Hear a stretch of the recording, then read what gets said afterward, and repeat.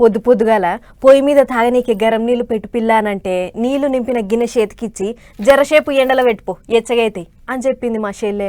ఏమైంది అని అంటే గ్యాస్ అయిపోతుంది పిల్ల, అసలే అయిపోతే మళ్ళీ దొరుకుతుందో లేదో అని బుగులు పట్టించింది.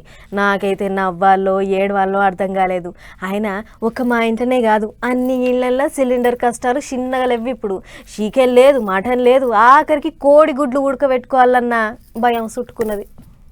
ఇంట్లో ఇష్టం వచ్చిన తిండి వండుకోవాలన్నా బుగులైతుంది పోన్రి.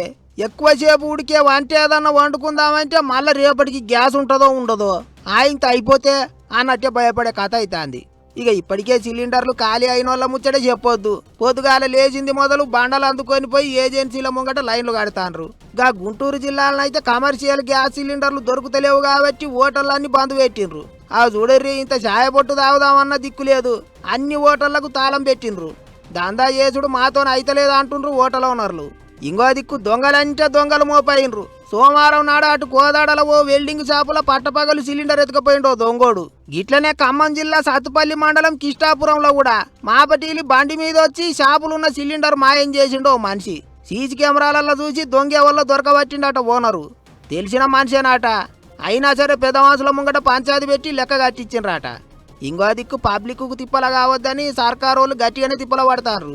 ఏపీ సీఎం చంద్రబాబు సారు ఆఫీసర్లతో మీటింగ్ పెట్టి అన్ని తీర్లు అరుచుకున్నాడు.